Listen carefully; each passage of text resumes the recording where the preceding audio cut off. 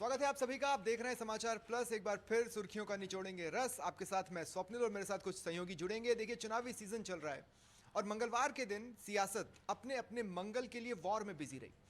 प्रधानमंत्री मोदी मरुधरा के दौरे पर थे। दूसरी तरफ जोधपुर में एक मंच पर कांग्रेस के तमाम दिग्गज जुटते हैं और एकजुटता का संदेश देने की कोशिश करते हैं। इन तमाम सुर्खियों के बीच कुछ ऐसी बातें जो अनदेखी रही या अनसुनी रही, उस पर यहां पर चर्चा करेंगे। मेरे साथ मेरे सहयोगी राहुल अवस्थी और दिनेश कसाना जुड़ रहे हैं। सबसे पहले बात प्रधानमंत्री मोदी के मरुधरा दौरे से ही चालू करते हैं। राहुल, सारे बॉक्सेस टिक्ड हैं। भीड़ थी, उमंग था, उल्लास था, वार थे, पलटवार थे। मतलब एक सक्सेसफुल रैली के लिए जितने भी बॉक्सेस हो सकते हैं सब टिक थे। पर कोई एक चीज पता नहीं क्यों वो खटकती रही कि इस चीज को हम मिस कर रहे हैं। क्या मिस कर रहे हैं समझ में नहीं आया। फर्स्ट रैली है, जैसा कि इनफॉर्मली मेरी आपकी बात हो रही थी राजस्थान में आने के बाद में। एक वो वजह हो सकती है कि शायद वो क्लिक आपको दिखाई नहीं दिया, और दूसरी चीज़ ये, आज सुबह से एक के बाद एक कितनी रैलियां की हैं। एज भी एक बहुत बड़ा फैक्टर होती है। हालांकि वो कभी ये बताना नहीं चाहते, कभी ये चीज़ दर्शाना नहीं चाहते, पर एक एज की भी विषय होता है। लेकिन उन्होंने वो सारी बातें कहीं जो इंपॉर्टेंट थी, और एक टिक जो मैं इसमें अपनी तरफ से जोड़ना चाहूँगा वो था स्थान, जगह का चुनाव। उन्होंने कोटपुतली बहुत सोच समझ करके चुना। कोटपुतली भौगोलिक रूप से एक ऐसी जगह है स्वप्निल, जहाँ से आप अलवर को साध लीजिए, जयपुर ग्रामीण को साध लीजिए, जयपुर शहर को साध लीजिए, आप सीकर साध लीजिए, आप दौसा साध लीजिए। आज किरोड़ीलाल मीणा मंच पे थे, वो इस बात का द्योतक था कि वो कितने लंबे सर्कमफेरेंस को लेकर के बीजेपी चल रही है कि एक रैली हो और उस रैली से हम कितने बड़े इलाके को कवर कर लेते हैं।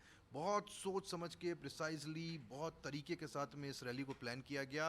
पहली रैली थी और मेरे ख्याल से जो अचीव करना चाहते थे वो सारी चीज़ें तो अचीव कर ली। और मुझे लगता है कि इस सीट को लेकर के बीजेपी थोड़ा सा अपने आप को कंफर्टेबल भी मानती है। इसलिए अभी वो 160 150 की स्पीड वाली गेंदों की जरूरत नहीं है। अभी 130 135 से काम चल जाएगा। प्लांट के बीच में एक अनप्लान्ड मोमेंट ये रहा कि उन्होंने राजेंद्र राठौड़ और सतीश पूनिया को बुला लिया और बहुत गुपचुप तरीके से कान में खुसफुसा कर बातें की। हम कहें कि रैली में एक्स्ट्रा ही कुछ साथ लिया। हाँ, ये इसके ऊपर कहना चाहिए, एक्स्ट्रा शॉट्स थे हमारी लैंग्वेज में जो कहते हैं। राज्यवर्धन राठौड़ पुराने साथी रहे और कैबिनेट में उनके साथ काम कर चुके हैं, और अब तक दिल्ली में थे। अब क्योंकि राजस्थान की पॉलिटिक्स में इन्वॉल्व हो गए हैं तो काफ़ी दिनों से मुझे लगता है कि वो संवाद वैसा नहीं हो पाया। आज मौका बना तो बात की होगी। सतीश पूनिया संगठन को जितनी अच्छी तरीके से समझते हैं, मुझे लगता है वैसे नेता कम होते हैं। हालांकि पॉलिटिकली सक्रिय राजनीति में उनका एक लंबा सफ़र रहा है। हाँ, कई बार चुनावी राजनीति में वो उतने सक्सेसफुल नहीं दिखाई देते, लेकिन संगठनात्मक तौर पे उनके पास बहुत ज़्यादा कहना चाहिए इनपुट्स हैं, और उन्हीं इनपुट्स के साथ में मुझे लगता है कुछ बातचीत हुई होगी। और वो पास में थे और उन्होंने भी मौका नहीं छोड़ा, मोदी साहब ने भी नहीं छोड़ा। लेकिन एक खास बात है, ये दोनों ही नाम राजेंद्र राठौड़ और सतीश पूनिया ये चुनावों में चर्चा में तो थे कि भले ही विधानसभा में जो भी हो गया, लोकसभा में हमें एक बार फिर कहीं ना कहीं से टिकट को लेकर देखेंगे। नहीं दिखे, अलग अलग जिम्मेदारियां दोनों को दी गई हैं। इसके बावजूद भी क्या लगता है आपको, क्या बात हुई होगी, क्या मैसेज डिलीवर हुआ होगा? देखिए, दोनों ही ऐसी कम्युनिटी से आते हैं, चाहे राजेंद्र राठौड़ हो या सतीश पूनिया, जिनको लेकर प्रधानमंत्री को एक मैसेज देना भी बहुत बेहद ज़रूरी था। क्योंकि राजेंद्र राठौड़ राजपूत कम्युनिटी से हैं और सतीश पूनिया जाट कम्युनिटी से हैं, और दोनों स्ट्रॉन्ग कम्युनिटियाँ हैं। वोट बैंक बहुत ज़्यादा है। ऐसे में लोकसभा चुनाव लड़ने का दोनों का मन था और दोनों के ही नाम चल रहे थे। राजेंद्र राठौड़ लगातार, उन्होंने तो कह भी दिया था एक बार राजसमंद से कि पार्टी मौका देगी तो मैं चुनाव जरूर लड़ूंगा राजसमंद से। सतीश पूनिया अजमेर से लगातार तैयारी कर रहे थे, लेकिन दोनों को ही लोकसभा का चुनाव नहीं लड़वाया गया और सतीश पूनिया को संगठन की जिम्मेदारी हरियाणा चुनाव की दे दी गई। लेकिन अब इसके बाद से लगातार ये कयास लगाए जा रहे थे कि दोनों ही नेताओं को साइड कर दिया गया है। इस लिहाज से मुझे लगता है कि आज प्रधानमंत्री ने एक मैसेज दिया है कि दोनों ही पार्टी के एसेट हैं, दोनों स्तंभ हैं, और दोनों को मंच पे बुलाकर प्रधानमंत्री ने एक मैसेज दिया है कि दोनों पार्टी के लिए बेहद जरूरी है। साइडलाइन होने पर पावरफुल इमेज। हाँ, ये देखिए, मैं एक चीज़ और जोड़ना चाहता हूँ। मैं राज्यवर्धन राठौड़ के लिए कह रहा था, आपने राजेंद्र राठौड़ के बारे में बात की। देखिए, बीजेपी की अगली सभा कहाँ है? मोदी अगली सभा कहाँ करने वाले हैं? मोदी अगली सभा करने वाले हैं चूरू में। चूरू किसका इलाका है? राजेंद्र राठौड़ का इलाका है। ठीक है, बीजेपी की सोच फ्यूचरिस्टिक। उसको राजेंद्र राठौड़ को चूरू में राहुल कसवाई जिंदा रख रहे हैं। हाँ बिल्कुल, ये कह सकते हैं ब्लेसिंग्स इन डिस्गाइज, ये भी कह सकते हैं। लेकिन राजेंद्र राठौड़ एक तरफ चूरू को लेकर के एक प्रभावी व्यक्तित्व है। चुनाव हारे जीते वो एक अलग बात है। एक लंबे समय से एक ऐसी सीट से वो चुनाव जीतते रहे जहाँ से कोई जीत नहीं सकता था उनके अलावा। दूसरी तरफ उसी सीट के ऊपर एक जाट व्यक्ति का कितना प्रभाव हो सकता है। वहाँ जाट राजनीति अपने चरम पर है। सतीश पूनिया एक चेहरे हैं, इस बात को कोई डाउट नहीं कर सकता। मुझे लगता है आज की रैली से पहले, जैसे बीजेपी की आदत रहती है ना, अगली की प्लानिंग करना शुरू कर दो, मुझे लगता है वो उस प्लानिंग पे जाने वाली ज़्यादा बात होगी। और ये भी एक मैसेज हो सकता है कि साहब अगली रैली का क्या तैयारी है, ये पूछ लिया होगा। चूरू की सीट बीजेपी के लिए एक बहुत बड़ा पॉइंट बन गई है। चूरू में जैसे राहुल कसवा का टिकट काटा और उसके बाद बीजेपी में उनकी एंट्री हुई, और जैसा राहुल बड़ा पॉइंट मतलब ईगो। हाँ, ईगो का पॉइंट बन गया है। और जैसे राहुल जी ने कहा अभी कि राजेंद्र राठौड़ चूरू से आते हैं, सतीश पूनिया भी चूरू से आते हैं, और प्रधानमंत्री की अगली सभा हो रही है, तो निश्चित तौर पर चूरू की सीट को लेकर कोई ना कोई चर्चा प्रधानमंत्री ने जरूर की होगी, क्योंकि चूरू की सीट को लेकर बीजेपी बहुत ज़्यादा एक रणनीति के साथ या कहें स्ट्रेटेजिकली चुनाव मैदान में जा रही है। क्योंकि जब से जाट राजपूत चुनाव वहाँ पर कांग्रेस करने की कोशिश कर रही है, उसके बाद से बीजेपी एक पूरी प्लानिंग के साथ वहाँ पर चुनाव कैंपेन कर रही है। यही कारण है कि प्रधानमंत्री की सभा वहाँ पर करवाई जा रही है अभी। जब हम इतना कास्ट पे बात कर ही लिए और राजस्थान की सियासत को कास्ट से अलग रखकर देखा भी नहीं जा सकता, एक घटना जो मुझे लगता है कि अनदेखी चली गई होगी, लोगों का ध्यान उस तरफ नहीं गया। नौक्षम चौधरी प्रचार के लिए निकली हुई थी और गुर्जर समाज के बीच में उन्होंने कहा कि मुझे गुर्जरों का आशीर्वाद मिला, मैं इसका एहसान कभी नहीं भूल सकती और इसीलिए मैं एमएलए बनी हूँ। एक ऐसे इलाके में उन्होंने ये बात कही है जहाँ पर जाट ऑलरेडी आंदोलनरत हैं और बीजेपी के अगेंस्ट प्रचार कर रहे हैं। ये बैकफायर कर सकता है क्या? देखिए, नौक्षम चौधरी आज गुर्जरों के बीच ये बात बोली, उसके अलावा वो कल से ही कई इफ्तार पार्टियां भी अटेंड कर चुकी हैं, ठीक है ना। तो नौक्षम चौधरी वो बशर्ते आपको राजनीति में नहीं लगे, लेकिन उनको पता है चीज़ों को बैलेंस कैसे करना है। जिस इलाके का आप जिक्र कर रहे हैं उस इलाके में इफ्तार का क्या महत्व होता है, ये भी सोचना ज़रूरी है। और वो एक ऐसे व्यक्ति को चुनाव हरा करके आई है जिनका दबदबा था जायदा का उस इलाके में, जिनको पार पाना मुश्किल था, लेकिन नौक्षम ने करके दिखाया। अब सब अंडरडॉग मान रहे थे, लेकिन एंड ऑफ द डे उन्होंने चुनाव निकाला। तो मुझे लगता है उनको पता है कि वो क्या कह रही हैं। हाँ, ये ज़रूर है कि जाटों को लेकर के कुछ ऐसी चीज़ें हैं, लेकिन मेरे पास एक इनपुट ऐसा है, हो सकता है आने वाले वक्त में कुछ अंतराल के अंदर आपको एक बड़ा जाट नेता उसी इलाके से आने वाला बीजेपी की तरफ फिर से मुड़ता टिल्ट होता हुआ दिखाई दे। हल्की हल्की संभावनाएं हैं, देखते हैं ऐसा होता है या नहीं। अब जब हम बात कर रहे हैं सियासत के मंगल की चाह रखने वाले वॉर की, तो कांग्रेस ने भी आज जमकर प्रयास किए हैं, लेकिन कांग्रेस का जो पूरा घटनाक्रम जोधपुर में रहा है वो कुछ अन्य तस्वीरों के कारण ज्यादा हाईलाइट हो गया। मैं दिनेश, एयरपोर्ट से निकलते हैं रंधावा और सचिन पायलट, तमाम कार्यकर्ता सचिन पायलट के पक्ष में नारे लगाते हैं, साफा उन्हें पहनाया जाता है, माला उन्हें पहनाई जाती है, नारे उन्हीं के लगते हैं। रंधावा कहीं साइड में अलग थलग से नजर आते हैं। क्या कार्यकर्ता अपनी तरफ से कोई मैसेज देने की कोशिश कर रहे थे?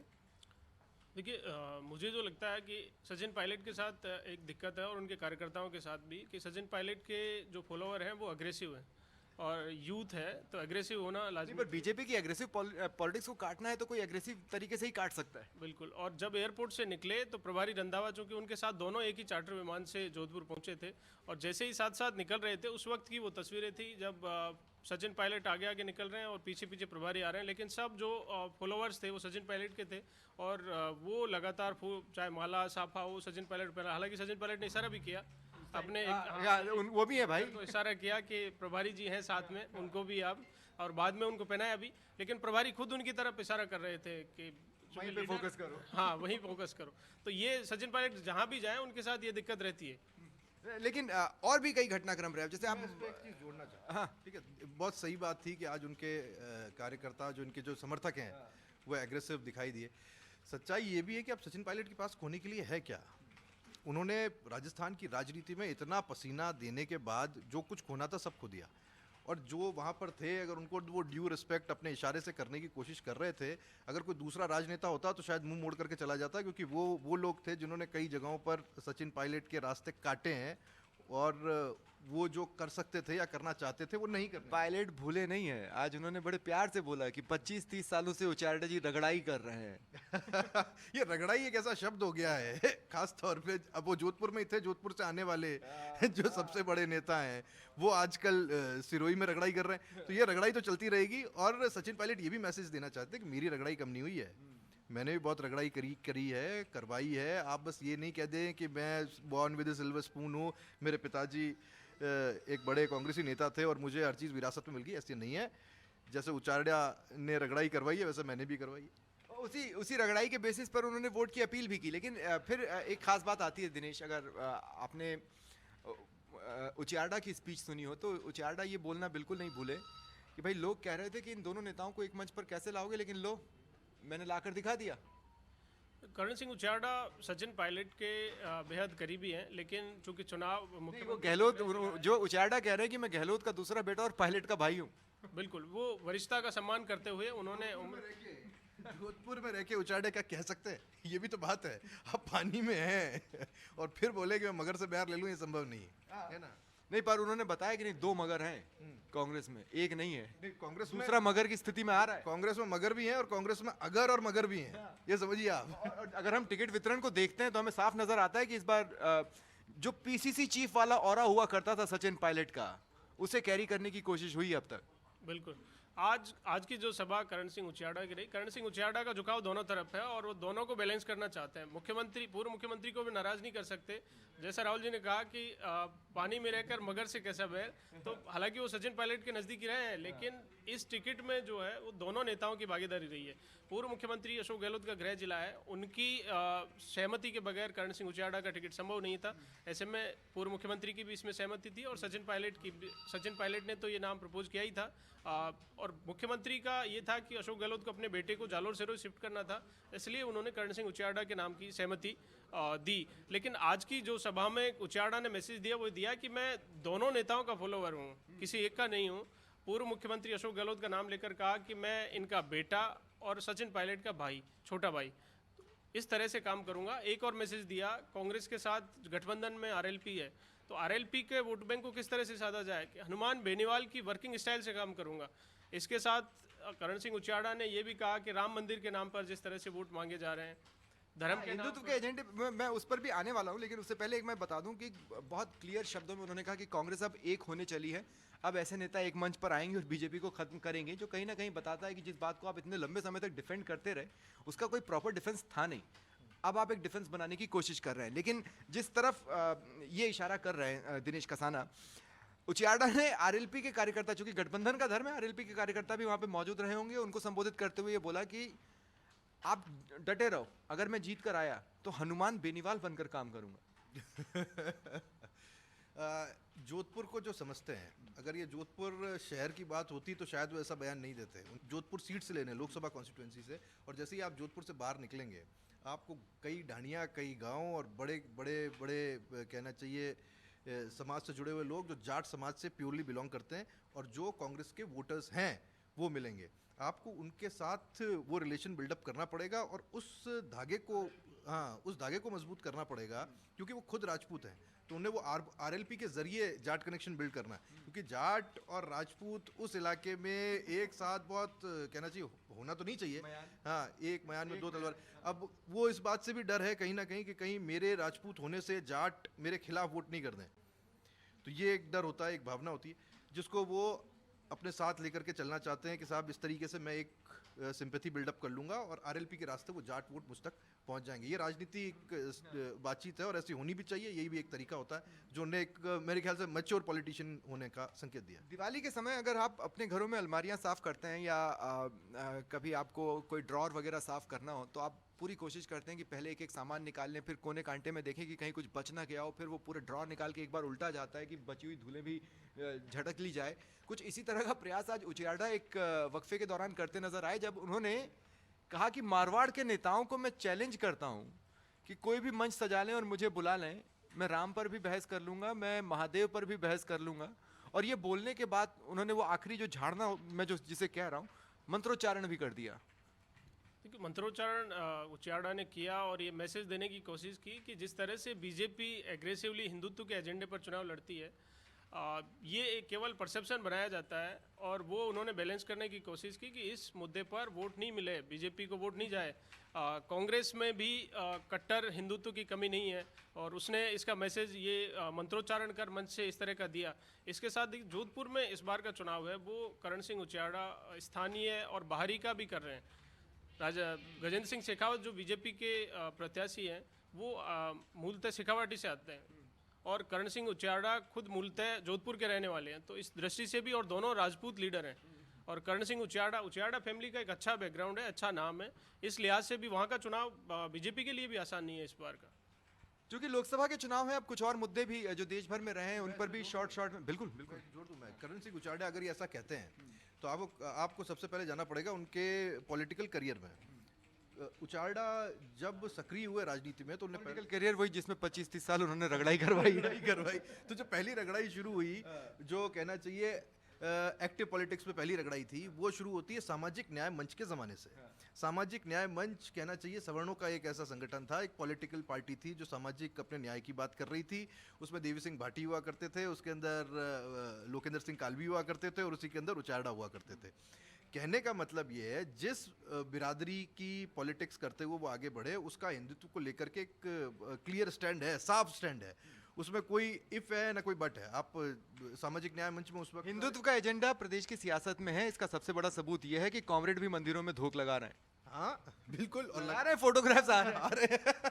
लगाएंगे, लगानी पड़ेगी। और ये आप ये समझ लीजिए, पॉलिटिकली ये पूरी कहानी बदली है 2014 के चुनाव के बाद से। अब लोग हिंदुत्व को लेकर के बंद कमरों में बातचीत नहीं करते, अब खुलेआम करने लगे हैं। उनको इस बात का डर नहीं है, भय नहीं है। और दूसरे लोग भी अब अपनी सामाजिक भागीदार, अब आप जिस भी कामरेड का जिक्र कर रहे हैं वो कामरेड अपने राजनीतिक कहना चाहिए स्वभाव से कामरेड हो सकते हैं, लेकिन जब वो समाज में बैठेंगे, लोगों के बीच में बैठेंगे, तो वहीं देवरे ढोगने जाना पड़ेगा। शादी वो फेरे लेके ही करेंगे, वो ये नहीं कह सकते कि धर्म अफीम है, होगा वही काम जो तो कॉमरेड भी अब कांग्रेस के साथ अगर खड़े हो रहे हैं तो ये तो अपने आप में बिल्कुल। सीताराम येचुरी की वो तस्वीर कैसे भूल सकते हैं कि वो सर पे वो माला वाला लेकर के निकल पड़े थे। जब येचुरी बदल गए तो दुनिया बदल सकती। डर की बात की ना कि हिंदुत्व के लिए अब डर नहीं होता, अब एक अलग तरह का डर दिखाया जाता है ईडी और सीबीआई को लेकर। मैं कुछ छोटी छोटी घटनाएं हैं जिस पर ब्रीफली एक एक कमेंट आप सबसे ले लूँगा। आम आदमी पार्टी की ओर से आतिशी प्रेस कॉन्फ्रेंस करती हैं कि बीजेपी ने पार्टी ज्वाइन करने का एक मैसेज बड़े करीबी के थ्रू दिलवाया है और कहा है कि अगर ज्वाइन कर लिया तो पॉलिटिकल करियर चलता रहेगा, नहीं तो 1 महीने में ईडी गिरफ्तार कर लेगी। लेकिन इसके कुछ ही देर के बाद संजय सिंह को जमानत मिल जाती है। बिल्कुल, ये राजस्थान में भी इसका असर देखने को मिल रहा है। जिस तरह का घटनाक्रम दिल्ली में हुआ है, चाहे अरविंद केजरीवाल की गिरफ्तारी हुई है और इंडिया गठबंधन की रैली दिल्ली में रामलीला मैदान में हुई, आज जोधपुर में भी आम आदमी पार्टी के कार्यकर्ता और कुछ नेता कांग्रेस के मंच पर थे। तो इंडिया गठबंधन का असर तो दिख रहा है, लेकिन सबसे महत्वपूर्ण बात यह है स्वप्निल कि आज जो कि कल अमित शाह आए थे और उन्होंने जिस तरह से कहा, कांग्रेस कह रही थी कि एक परसेप्शन बनाने की कोशिश हो रही है कि कोई कांग्रेस में रुकना नहीं चाहता, हर कोई बीजेपी की तरफ जाना चाहता है। लेकिन अमित शाह ने जिस तरह से कल मैसेज दिया, क्योंकि आरएसएस में जो लगा, अमित शाह ने 2 मैसेज दिए कि 4 सीटों पर पार्टी भी शायद अपने आप को कमजोर महसूस कर रही है, इसलिए वहां पर डिटेल प्लान बनाया गया है। और दूसरा एक बहुत बड़ा मैसेज था, राहुल आपको भी ये शायद जानकारी होगी, कि जो डर कर या भाग कर बीजेपी में आ रहे हैं उन्हें कुछ नहीं मिलेगा, वो आपकी जगह नहीं ले सकते। कार्यकर्ताओं को क्लियर मैसेज ही उन्होंने दिया है।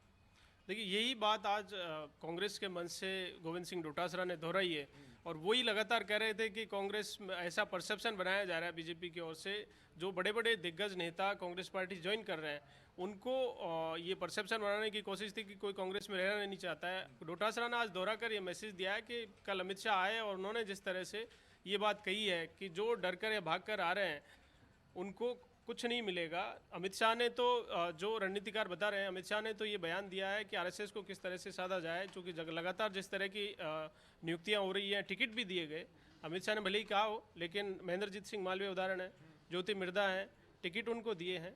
कांग्रेस पार्टी में जो आए उनको भी टिकट दिए हैं। तो जो भी आता है पार्टी में किसी न किसी शर्त के साथ आता है, लेकिन ये अमित शाह ने तो आरएसएस को साधने की कोशिश की और गोविंद सिंह डोटासरा ने आज कांग्रेस से मंच से ये एक बड़ा मैसेज दिया है कि जो गए हैं उनको केवल ये मिलेगा, कुछ नहीं मिलने वाला है। ये उसे कैरी फॉरवर्ड कर लिया। अंग्रेजी वाला और हिंदी वाला, ये अंग्रेजी वाला और हिंदी वाला भी होता है।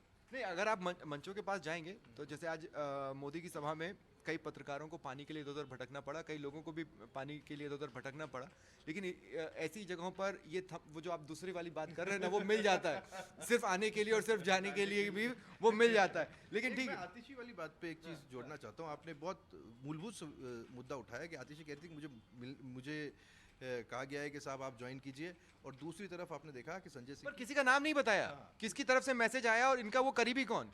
अब क्या इसमें भी डर है? इसमें भी डर है कि साहब मैं नाम बता दूं। यहाँ पे तो क्लियर स्टैंड होना चाहिए, साफ साफ बोल देना चाहिए था। लेकिन वो परसेप्शन जो वो बनाना चाहती थी वो उसी समय टूट गया जब जमानत हुई। नहीं, लेकिन संजय सिंह का जो जमानत हुई है वो बीजेपी के लिए भी एक बहुत बड़ा सेटबैक है। आप इस चीज़ को समझिए, जो लोग ये कहते हैं कि ईडी बीजेपी का टूल है और उसी ईडी का एक वकील उस केस को पेश कर रहा है, उस केस पे जमानत का विरोध कर रहा है। अगर ये कहानी इस तरह से पढ़ी जाए, देखी जाए इस चश्मे से, तो उस ईडी के वकील ने आज कोई विरोध नहीं किया उस जमानत जो मिलनी थी उसके खिलाफ, कोई तर्क पेश नहीं किया। उन्होंने कहा लेकिन बाकी चेहरों के लिए भी जमानत का रास्ता साफ होता है इससे। बिल्कुल होता है, बिल्कुल होता है। जब आप एक इसी तर्क के आधार पर दूसरों को जमानत मिल सकती है, लेकिन वो तर्क बाये कितने किए जाते हैं ये भी बात है। अब कई लोग तो ये भी कह रहे हैं, जैसे आतिशी पानी में पत्थर फेंक करके भागी हैं, एक कई लोग ऐसे भी हैं जो पानी में ये कहते हुए पत्थर फेंक रहे हैं कि साहब कोई डील हो गई है, अंदर से वो बाहर आ गए, एक अंदर चले गए, और जो बाहर आए हैं उनके साथ किसी की कोई डील हुई है। एक बात थोड़ी सी मैं इस पे भी कर लूं कि लोग इस बार चुनावों में कह रहे थे कि कांग्रेस की तरफ से तो इतनी वादे सुनने को मिल रहे हैं, बीजेपी की तरफ से कुछ खास सुनने को नहीं मिला, जबकि बीजेपी ने अब तक विजन ही रखे हैं। लेकिन आज मैं फ्रीबी तो नहीं कहूंगा, कुछ लोग उसे फ्रीबी कह रहे हैं। प्रधानमंत्री मोदी ने उत्तराखंड में कहा कि हम फ्री बिजली की दिशा में काम कर रहे हैं। आम आदमी पार्टी फ्री बिजली की वैसे ही बात करती है, लेकिन मुझे ऐसा लगता है कि जो मोदी कह रहे हैं वो आपने सुना होगा, हाल ही में घोषणा हुई थी कि अगर सोलर पैनल लगवाते हैं तो हम इतनी यूनिट, वो फ्री बिजली मतलब वो टोटल फ्री बिजली की बात तो शायद ही कर रहे हों। नहीं, वो टोटल देखिए, बीजेपी इस चीज़ को लेकर के, जहाँ तक मैं समझता हूँ बीजेपी फ्री बीज इस तरीके से बांटने वाली पार्टी नहीं है ना। वो ऐसा सोचते हैं कि हम फ्री बांटेंगे। हाँ, सोलर पैनल वो इसके अंदर भी अपना एक विजन लेकर के आते हैं। अगर प्रधानमंत्री, आप बिल्कुल सही कह रहे हैं, फ्री बिजली की तरफ बात कर रहे हैं, तो उनका सोलर और ये विंड एनर्जी और जितनी भी रिन्यूएबल सोर्सेज ऑफ एनर्जी है जिसमें कि लागत कम हो और वो किसी भी तरीके से आम आदमी को फ़ायदा पहुंचा दे, उस सब्सिडी के माध्यम से भी कि आप छत पे लगाइए, उसमें भी हम आपको सब्सिडी देंगे, उसके बाद में जो बिजली आप उत्पन्न करेंगे उसमें आपको बिल माफ़ होगा और उसके ऊपर भी हम आपको कुछ डिस्काउंट्स दे देंगे। फ्री भी मत कीजिए। मुझे ऐसा लगता है कि ये विज़न का पार्ट है जो थोड़े दिनों बाद में और क्लियर बीजेपी करेगी अपने मैनिफेस्टो के माध्यम से। ठीक है, और जब नामांकन इतना सुर्खियां बन रहा है, दुष्यंत सिंह का नामांकन सुर्खियां क्यों नहीं बन पाया? ये क्यों इतनी फीकी सी एक तस्वीर या इतनी एक फोटोग्राफ पर ही रुक गए होंगे लोग? देखिए, नामांकन तो आज का सीपी जोशी का था, बीजेपी प्रदेश अध्यक्ष, उनका नामांकन था। और इस नामांकन में सबसे महत्वपूर्ण जो बात रही, राजेंद्र राठौड़ ने मंच से एक नारा दिया, सीपी भाई लक्की है, लाल बत्ती पक्की है। एक मैसेज देने की कोशिश थी कि आप इन्हें जिता कर भेजिए और सीपी जोशी केंद्र में मंत्री बनने वाले हैं। स्पिनर्स के साथ दिक्कत क्या होती है पता है? वो गेंद सीधे फेंकते हैं लेकिन बॉल ऐसे घूम जाती है, आपने घुमा दी। बिल्कुल, राजेंद्र राठौड़ ने मैसेज दिया है। अच्छा, मान भी रहे बिल्कुल, और उसके बाद भी देखिए आप रिवर्स स्विंग भी देख लो आप। आज आपने देखिए 3 चीज़ें देखी। पहली चीज़, आज आपने पूछा कि झालरापाटन में आज नॉमिनेशन हो रहा था और वो फीका था। आज एक नॉमिनेशन चित्तौड़ में भी हुआ जिसके ऊपर बहुत ज़्यादा बात होनी चाहिए थी, लेकिन आज बात किस पर सबसे ज़्यादा हुई? आज सबसे ज़्यादा बात हुई जोधपुर से आने वाले उचारडा के नॉमिनेशन पर, और वहाँ हुई एक रैली पर। सबसे ज़्यादा आज अगर किसी ने फोकस अपनी तरफ खींचा, आकर्षण खींचा, तो वो वहाँ से खींचा। ये महत्वपूर्ण बात है कि आप कहते क्या हैं या करते क्या हैं। हालांकि सच्चाई है, पावर जाने के बाद, वक्त बदलने के साथ कई चीज़ें बदलती हैं। आज झालावाड़ और 12 से भरा गया नामांकन इस बात का प्रमाण है कि वक्त बदला है और वक्त बहुत ज़्यादा बदला है। आपको याद होगा, हाल ही में गजेंद्र सिंह शेखावत का एक बयान काफ़ी सुर्खियों में आया, जब उन्होंने कहा कि कहने को तो डबल इंजन 2018 तक भी था, लेकिन अब पावर जयपुर तक हमारी हुई है बाबू सिंह राठौड़ के साथ। हाँ, ये बहुत बहुत बड़ा कमेंट था कि वो झालावाड़ की तरफ ही आपका इशारा है कि वो डबल इंजन जो था वो एक कुछ डीजल पेट्रोल कम कर रहा था, शायद उसकी पावर उतनी नहीं थी, या फिर उस डबल इंजन के ऊपर एक इंजन, वो सिर्फ इंजन था पर उसमें हॉर्स पावर नहीं था। हॉर्स पावर नहीं था। उनका कहना ये था। उसके बाद जो अगली लाइन है वो ये थी कि अब हमारे दूसरा इंजन पूरा कंट्रोल में है, या कंट्रोल में, या क्या है कि अब वो दूसरा इंजन हमारा है। यानी सच्चाई बात, एक वक्त ऐसा भी था साहब कि जिस झालावाड़ के व्यक्ति के बारे में वो कमेंट कर रहे थे वो उनकी आंखों के तारे थे। वक्त बदलता है और अब एक ऐसा वक्त भी आया जब उनका उस इंजन पे कंट्रोल नहीं रहा। अगर स्पिन ना करना और कोई कमेंट जोड़ना हो तो गजेंद्र सिंह शेखावत ने एक तरह से जो बात बहुत लंबे समय से नहीं कह पा रहे थे, और जैसा राहुल जी ने कहा कि पावर के साथ बहुत सारी चीज़ें शिफ्ट हो जाती हैं, तो यही कारण है गजेंद्र सिंह ने आज वसुंधरा राजे के खिलाफ जो कमेंट किया है, ये कहे कि 13 से 18 के शासन को लेकर जो बातें कही हैं कि डबल इंजन तो उस समय भी था, वो पावर के साथ ही वो चीज़ें चली हैं। तो 2 बातें जो कि राजस्थान की सियासत में दबे शब्दों में कही जाती थीं, एक तो जो कांग्रेस की एकजुटता थी उस पर उचारडा का कमेंट रहा है, और दूसरा गजेंद्र सिंह शेखावत का कमेंट। अब इसे सबूत के तौर पर देखना है या नहीं देखना है ये मैं आपके विवेक पर छोड़ता हूं, लेकिन फिलहाल सुर्खियों से आगे में इतना ही। नमस्कार।